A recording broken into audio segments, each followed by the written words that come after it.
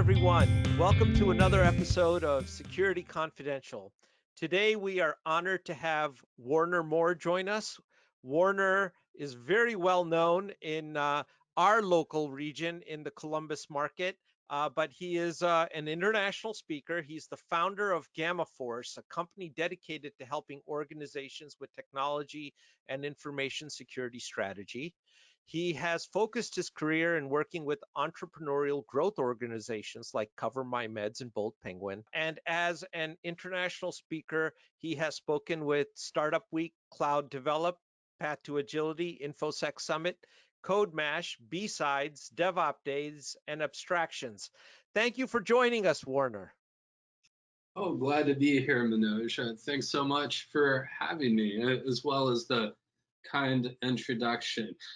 So, want to kick this discussion off is, when you've worked with a lot of these high growth companies. I remember CoverMyMeds was a very small operation and it ballooned to this mega corporation. Bold Penguin, again, very, very successful.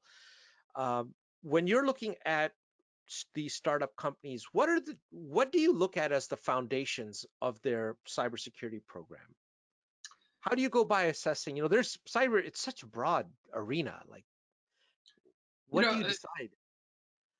that's an interesting thought, right? For many of the organizations I've worked with, even the big organizations I've worked with, global organizations, I often join to build this security program, and often there's very little in place, or if there is anything in place, it's very tactical.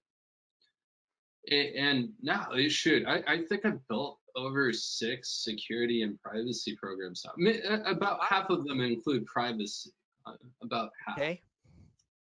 And the thing is, so many organizations, what I find in startups and growth companies, usually what drives the conversation is either a compliance factor or a customer factor, where a business to business company who has enterprise or large customers is asking the company to be more mature from a security and privacy or technology operations perspective. Usually a combination of all three of those things. And often they want a SOC 2 report, or they want to be HIPAA compliant, or this thing. They just want it. Okay. And it's never really that simple. I mean, somebody can do that. Somebody can just get SOC 2. I mean, it's more than that. It's a couple years of work, but It's a massive amount of work. yeah, I've known organizations that just got high trust because someone told them to. And high trust is one of the biggest things an Oh my organization God. can do. And it's a lot of money, and not to mention time. It's incredible. So So, much, and especially for a startup, that can slow an organization down. Spend a lot of money in areas that don't provide value because they're low risk areas. When I go into an organization with a new security program, I look at two things. One, what are the business drivers, be it compliance or customers, or there's usually meaningful business needs driving security. And then second, the risk. And those two things drive everything. which is the way it should be. So I'm sure you're familiar with the SANS sliding scale of cybersecurity, right? Where they say you should make your investments from left to right, going from architecture all the way to offense, although I don't know anyone who's doing offense, but it's an interesting thought. You're not following a formulaic approach. You're very much looking at the drivers and the risk first, and then determining what areas. Absolutely. The I mean, so many security professionals uh, like to take a formulaic approach, right? Walk in and say NIST CSF, or uh, NIST 853 security control, ISO 27000, whatever your flavor is. Use something that's very comprehensive and try and implement that as the standard. Now, I like frameworks and CIS 20, NIST 850, all great frameworks. Um, However, those frameworks by themselves don't necessarily take the strategic view. And it's easy to get lost into an implementation plan and get so far along and forget about things like risk and business needs that I wouldn't get anywhere near even talking about a framework or a compliance initiative without first exploring what the business needs are, what data is involved. Is there risk?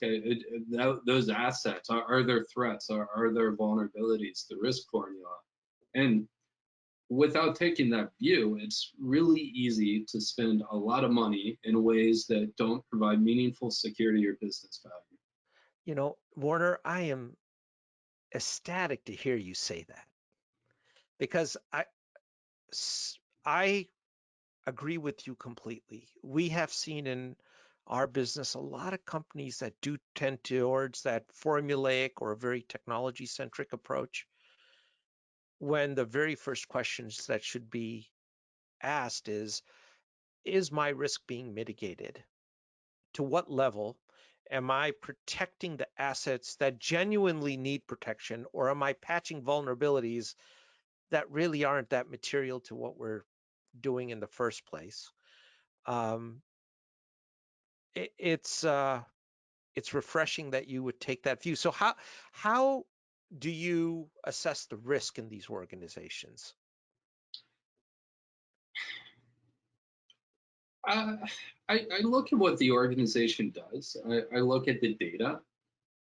Those two things usually quickly drive the conversation. If it's an organization that's handling protected health information, well, HIPAA is very quickly going to become a focus. And in a HIPAA, some things are non-negotiable. So if it's a HIPAA organization, well, focus there. The same is true of other data types. So first looking at the data that's involved, the assets, and then driving the conversation from there.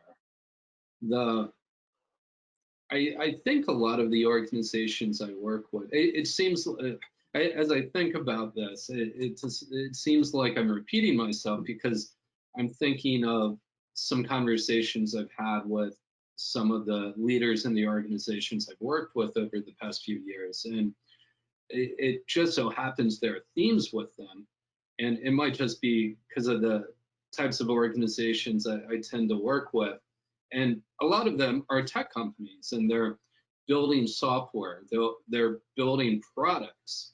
So if a company's business is technology, is building software, the SDLC is going to be an obvious risk. The software development lifecycle, if Right. somebody doesn't have secure coding practices embedded into the way they build software, and that's their business, well, they're probably missing something. If nothing else, that's a risk that should be talked about and explored. So just looking at it from a few different angles, and what I just illustrated was an example of that. What about in their applications themselves? So following good development practices is one thing, but following good security practices within their own product, is that something that you examine as part of your work? It's a great perspective. The It's something I've been thinking about a lot over the past year, and the reason why is I was attending a CISO forum, and a topic came up about a product-centric CISO, and I'd never really thought about it from that perspective using those words before. But I've always worn that hat because many of the organizations I work with are building technology products. And if you're building a product, especially a business to business product, security features are going to be a part of that. And for example, so many of our organizations are going to want to have single sign-on integrations or SAML Right. or ways to tie to identity management. Right. If it's a SaaS product, we're probably going to have APIs. If we're not building security features into our APIs, we're probably missing something Yeah. pretty big. Right. So that is very much part of the conversation. And if you are a CISO or a security person working in an organization who is building products that people use, and you're not part or considering part of the conversation or considering security from a product perspective, that might be a gap and is something I'd encourage all organizations to consider. Now, you mentioned that there's some recurring themes. So the SDLC we just talked a little bit about. Are there other recurring themes that you see coming up in talking to leadership? A lot of organizations have trouble engaging on the topic of cybersecurity strategy. Like our conversation began, many organizations now are exploring building a security program because their customers ask them to, right? And it's real easy to have a conversation with the customer and be like, the customer is asking for something, and you take it from the perspective of the customer always being right, and you just say yes. Well, often the customers aren't necessarily taking a risk-based approach either. And it's very important to be able to have a high level strategic conversation in even the sales cycle. The executives sitting around a boardroom talking about a product and a potential deal. If that deal doesn't involve high risk data and that vendor is put through a very robust risk management program or vendor management program or security process, Hmm. security due diligence process, it isn't often grounded in risk. So it can slow down a deal, it can impact the deal, it can make it prohibitive to do business at all because it costs too much overhead. And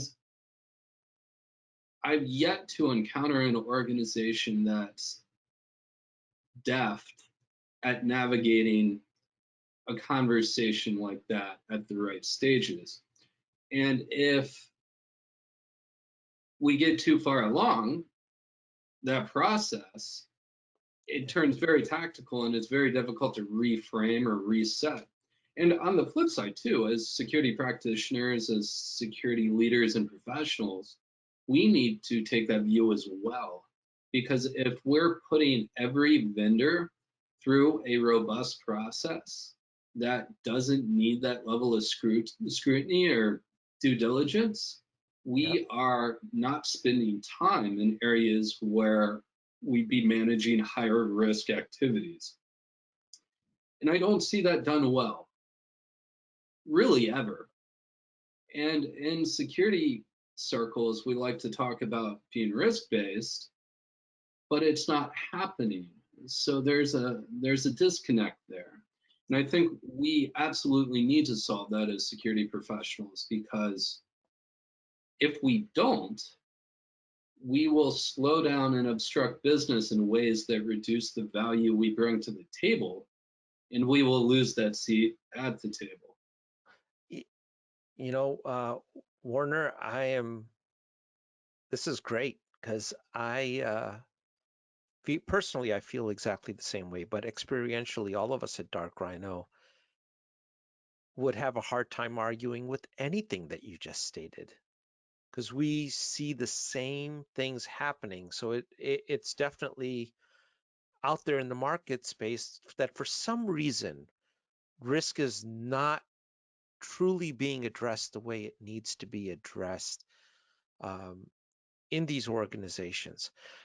Now, I have a personal opinion about it, and maybe you can shed some or comment to it. And I think, that in a lot of instances, the executives that we meet have not yet connected the dots from cybersecurity to revenue threats or revenue improvements. Okay.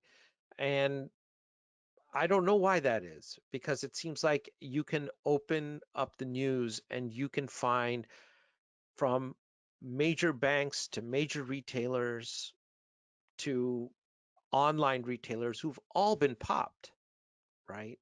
Who've all been breached. Uh, if you were to talk to any of their CISOs, they would say we have the greatest security in the world and we're impenetrable. Maybe not that far they wouldn't go, but they would probably say that we know what we're doing. But at a fundamental level, if that connection would have happened between revenue and risk and cyber threats, I think a lot more attention would have been paid to the areas of pertinent interest. How about that? That need defending. Right? Yeah, I like that. I was in a board meeting, an advisory board meeting with a nonprofit. Shoot, that was about a month ago, and the conversation was talking about security tactics, right? Implementing tools here and there. And this organization had a bunch of unstructured healthcare data all over the Okay. environment. And they kept on implementing tactical controls, but they hadn't considered something as simple as a risk assessment, which is required under HIPAA as well. Right. And the conversation in the room, the executive director, the other board members, when we started talking about the fines, potentially 1.5 million for a category of HIPAA, the risk assessment, for example, not followed, that would have been a organizational changing interaction for that organization. And the conversation shifted quickly. And from my perspective, it's just starting. I'm new to this board, maybe 6 months in. So I'm interested to see how it goes because I think we have the opportunity to change the dialogue to that. And I think it's tricky in security, right? And when we look at it from the business value, like you said, if there's a risk to revenue, in many cases, it's compliance risk. And in many cases, financial controls are mitigating a lot of those risks. But it's important to take that perspective, I think. Ultimately, it's the language of business, finance, that is. Right. And if we're spending $1 million to mitigate a risk that is only $100,000 risk with the annual rate of occurrence of 1, well, maybe we're not spending our money very responsibly. Well, yeah. And that exact valuation you gave, is it are we spending $1 million on $100,000 risk? How do you is there a methodology that you prefer? I know, like I believe you work with Risk Lens with that team over there in some capacity. We've worked with them, and it is a methodology for evaluating risk, albeit a little expensive, I think, for a lot of startups to go and get a handle on. But do you out Risk Lens or some other techniques? Are there formal methodologies that you would suggest a company follow to uh, take the bias and subjectiveness, if you will, out of the exercise?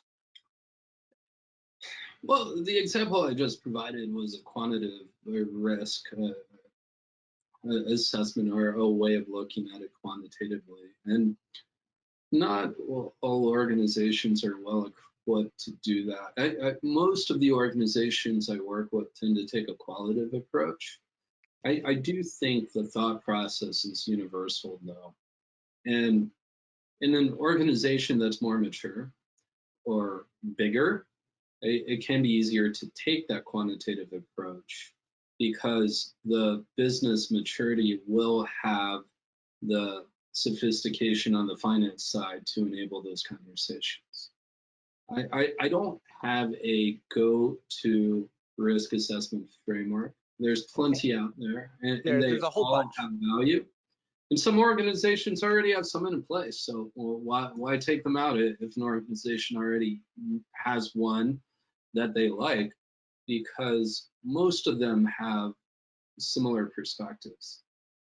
I just like to take that perspective with everything that's done from a security and privacy perspective. I think we still have a lot of work to do. And more of the challenges tend to be around not necessarily the lack of risk perspective. I think most security professionals have some handle on risk management. And it's a really good way to talk to business leaders because more business leaders understand risk than they do the nuances of security and privacy. Right. And risk is easier to tie to business. However, if security leadership isn't represented well in an organizational structure, there's not board visibility. If they're a level or two down in the organizational structure, if they're being managed like a cost center, Yep. those are things that make it more difficult for a security organization to be effective. Now, to some extent, we have a chicken egg problem in a lot of organizations, right? If the security leadership in an organization is unable to have the business centric conversations, they're maybe not suited to rise to that level. And on the other side of coins, there's uh, senior leaders who might be a little more in the weeds. And if we are taking that approach with having that executive level visibility, we're not going to continue to have those seats. So I think we have two things in play right now. We have organizations who are starting to understand that more investment and focus on cybersecurity is important. Yep. And we also have a profession such as ours where the skills, business centric skills on average, are less mature. So those two things are converging. But ultimately, I think we have a huge opportunity as cybersecurity professionals to make larger impacts and help organizations keep their data and their assets better protected than they are now. Well, and we try and take the focus out of technology to a degree. I mean, a lot of times when we're talking to a client, it becomes about technology. It's, can you do this for my firewall? Can you, do this with a CASB? Can you connect our IAM to this? Very tactical, operational things. And I'm not saying those are not important. There's a place for all those things, but we try and steer them more to a discussion about process, right? And it's a very difficult thing to do. Some organizations are receptive to it, but I would say in our experience, by and large, most are not. Um, and it speaks to that view to a risk. They think, that their risks are minimal. I'm in fact struggling to think of a case. There's been maybe one example I can think of in the last 24 months where we had the CFO be a part of the conversation, Hmm. which I think is absolutely critical, because the risk from a technical level is one thing, but understanding not just fines that can be incurred, but losses to your reputation, ransoms you may have to pay out. There's the legal costs of defending yourself against a plethora of lawsuits that can occur if a lot of sensitive data is lost. I, I think that you really have to look at it in that totality, and that's more a discussion about process than technology in a lot of respects. And I don't know if you have any guidance on how to steer that, but I'm all ears on that one. Is uh, get people out of the mode of just thinking tactical controls and thinking more in terms of process. I think it depends on the client, their role, who your stakeholders are. A lot of technology organizations have trouble stepping away from tool chains. It's just uh, how many of us have been used to working. We buy tools, we implement them, we manage the tools and vendors, Yeah, etc. sure. But I could say similar things with technology as I could with security in that case. If an organization isn't being strategic with technology in the 21st century, they're probably at a competitive disadvantage. The I like your thoughts, your philosophy around process. I usually use slightly different words, but I think our philosophies are aligned there, where tools are often the last step or a much later step. Agree completely. In fact, if we look at the things that protect our organizations the most, the CIS top 20 controls, for example, it's words I like to say are knowing what you have and paying attention to it, right? If Right. you don't know what you have and you're not paying attention to it, well, let's fix that first before implementing the latest fancy tool. And I think most organizations have an opportunity to improve the fundamentals before focusing on implementing the latest, greatest, newest, best, whatever. Um, Tools are honestly one of the last things I focus on when it comes to security.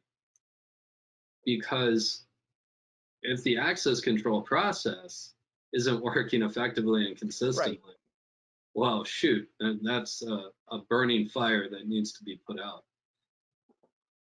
I couldn't agree with you more.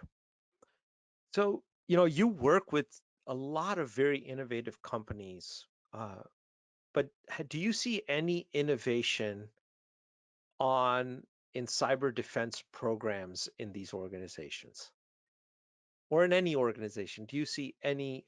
It seems to me like a lot of the innovation is being done by the bad guys. They're always coming up with the new way to get inside your organization and extract money. But do you see anything happening on the cyber security program side in terms of innovation in companies? If I built the team, probably. It, it's tricky because it requires investment. And no organization is going to be driving innovation without investment. And it doesn't matter what part of the business it is, security included. Absolutely.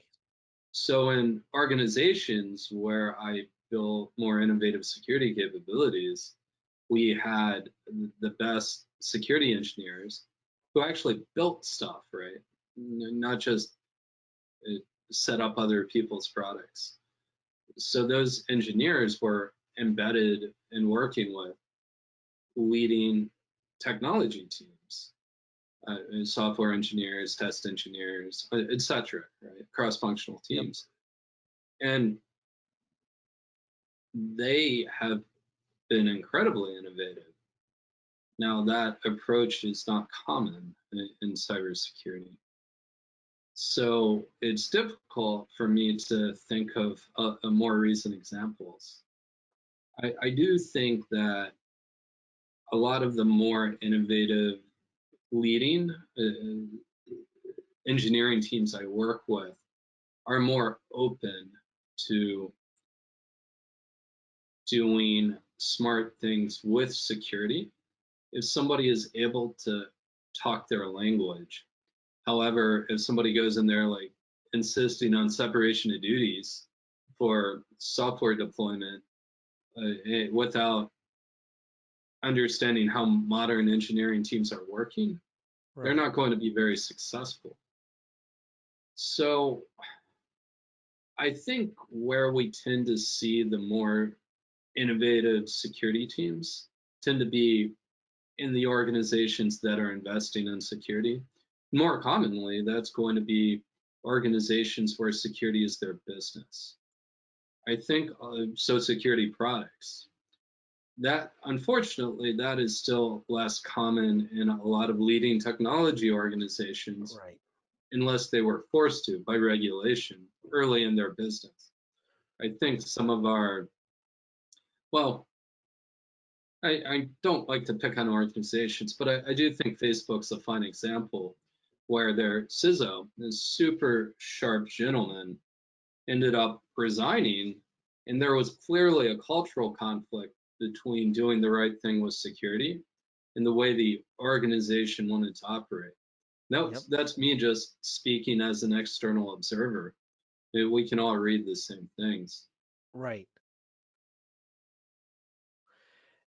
Well, given that, how do you see setting up an organization to defend against targeted attacks? Because that's where I was going to go with this question on innovation, because defending against unknown unknowns, new TTPs or abstractions on existing TTPs is a very, very difficult thing to do, right?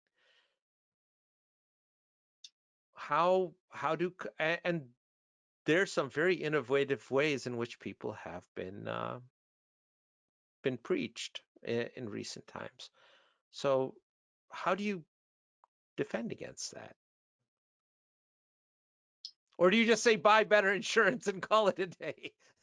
Well, shoot, Equifax, I was digging through public financial reports. The Equifax breach cost over $2 billion over 2 years.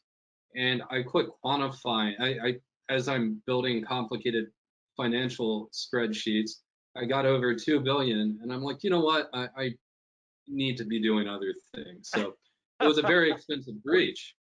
Well, Now their Target insurance. public. Well, look at Target publicly stated in their annual report. It was last year they had it at $300 million to date in cash that they had blown because of the breach. So the Equifax breach I brought up specifically because their insurance paid, I want to say over 100 million.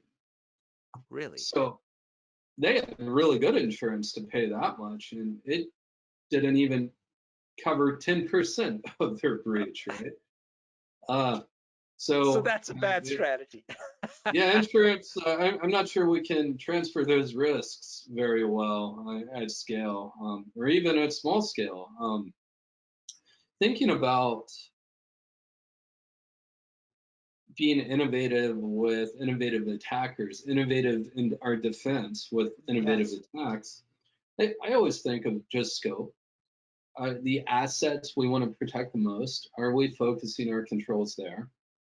And if we are, and have the assets we want to protect the most well locked down, the risk is just going to be lower. I don't think any organization is secure. I think even the Sure. most secure organizations are at risk of breach. I don't know how secure Fireeye is, but just this week, they announced they were breached by a nation state. And the details are still coming out. That's the leading security organization. They were breached. Now, I'm not going to dig into the details there, but I don't think anyone can practically expect to be secure. But what an organization can practically do is protect the things they want to protect the most. And that gets back to So risk. organizations who are long in the tooth, been around for decades, if not Yeah. over 100 years, are at a disadvantage. But got to start looking at it that way and building and executing strategy to solve that problem. Otherwise, we'll have more multi-billion-dollar breaches, and no one wants that. There was a quote from someone at the NSA, and I just drew a blank as to who it was. Gosh darn it. But what they basically said is that they, you know, they are using the standard techniques in the most cases to get in to penetrate an organization. So their biggest fear is a sysadmin that is actually paying attention, right? And he alluded to good security hygiene as a fundamental.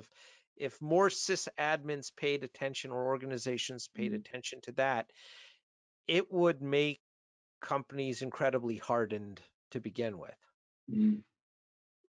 Do the basics. Know what you have and pay attention to it. And once those problems are solved, we can talk about tackling the hard stuff. Right. Right. But you see how many of these breaches that we hear about are just from lack of basic hygiene, right? There's unpatched systems out there that people don't know are connected to God knows what not. Equifax. It was a patch Equifax. management challenge. It was a Apache. It was one of the Apache software applications. Maybe Sparks. Uh, it was over 90 days out of date. A patch had been released. That was the root cause. Target was a contractor, an HVAC contractor, right? Getting in the CCTV system, looking at That's right. credit cards. I mean, so again, hygiene, that's the ABCs of security. Do the basics. Do you think in the companies, or is there a stage in a company in which proactive threat hunting should becomes relevant, or do you think it's actually something relevant to a company at any stage of the game? That's so true. I've been thinking about that more recently. And my past position has been not to invest as much in that in a security program. I mean, it's expensive enough to build a strong security operations capability, have security engineers on the team, and have mature blue team capabilities. And then red team gets even more expensive. And I've traditionally looked at it from a business case perspective. If I'm spending, let's just say $50,000 a year on penetration tests, it's going to cost more to hire a full-time person to do that. Right. Now, I've been seeing a lot more organizations that are smaller, small mid-market, start to invest in personnel in that space. So it's got me thinking about it more. I I think it's very difficult to create a reasonable business case to create red team capabilities in organizations that aren't very large. However, there's a lot of value in taking the perspective and empathizing with an attacker. And I think there's a lot of value in having that expertise in the team. So I'm not sure how I do it yet. I like the concept of purple teams a lot. And I think that after a certain maturity in an organization, it's worth considering and exploring. Once the table stakes are done, sure, if you know what you have, you're paying Right. attention to it. Well, that can definitely be something that can add a lot more security value. Getting back to revenue, Uh, have you seen any companies actually use cybersecurity to increase the revenue in the organization?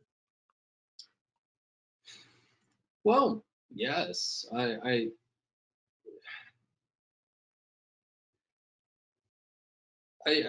don't want to name names here. I went You over don't have to in a name names, private but yeah. conversation.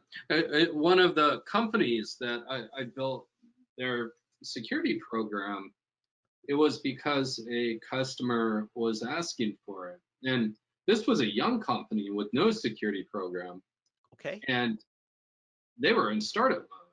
So building a security organization and program in a 1 to 2 year old company when they're still struggling with business fundamentals such as market traction, and they're not working with high risk data in their core products, it would have been probably on the 5 year roadmap, not on the 1 to 3 year roadmap.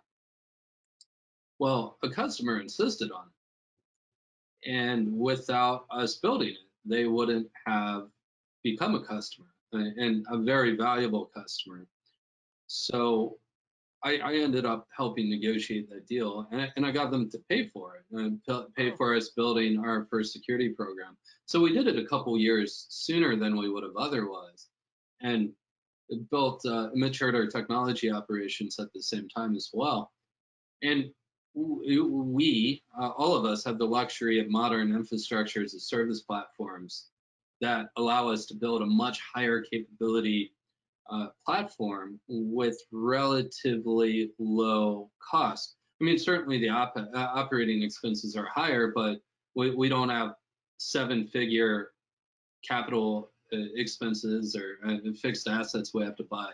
So it's a very different dynamic, which enables a lot of power for an early stage company. So, long story short, that customer wouldn't have been a customer had we not built a security program. So I think that a more tactical example could be that there are a lot of products out there. If they don't have security features, they're not going to be able to address meaningful parts of the market. Most enterprise companies are going to want to have SAML or some sort of identity management or single sign-on sure. capabilities. If you're not doing that, you can address that market. So investing in security in that case directly ties to business. See, I want our listeners to know that we're not talking about just a cost center here. Cybersecurity has a very meaningful place in revenue generation. It's a topic that I'd love to actually get you back on, and we can talk about some. We have several examples that we could talk about on how it was leveraged to create great customer loyalty programs or cross-selling opportunities or specialized pricing models for certain sets of clients. There's a lot of technologies in cyber that allow you, they weren't designed for that, but they give you access to information that enables those kinds of things. I love it. I'd love to. Those are topics I spend a lot of time thinking about, and anyone who has thoughts on it, I'd love to hear your experience. We'll definitely set that up. I'm being cautious of time because I know you're on the clock here, Warner, but I do have one last question for you. And that, how do you see the role of the CISO changing here in the future? I think it ties very directly to most of our conversation today. If the CISO cannot be strategic, if they cannot be a peer in an executive team, they're they have no place being there. Okay. And I think that for us to continue to evolve our profession and truly help organizations manage their security risks, we need to not only have a seat at the table in the executive team, we need to be able to communicate effectively to the board and ensure that the board is helping support our initiatives. So if a CISO is unable to act as a peer in those circles, and have those strategic conversations, we will be less effective as security professionals. We will be less effective as security capabilities within an organization, and will not make progress on pushing this breach boulder uphill and helping our companies be more secure. Very well stated. And then with that, let me ask you, is there anything that you would like to plug? Anyone, anything, any new projects that you would like our listeners to know about as we come to the end of this? I didn't come here with any plugs, and we're doing a tech community holiday party, a nonprofit party is coming up, but that won't be relevant much longer after next week. I'm always open to conversation with folks about the topics we discussed today, and welcome any sorts of collaboration. So don't hesitate to reach out. No plugs, but always welcome a conversation. Well, we'll put your contact or email into the show notes so everyone will know how to reach out to you.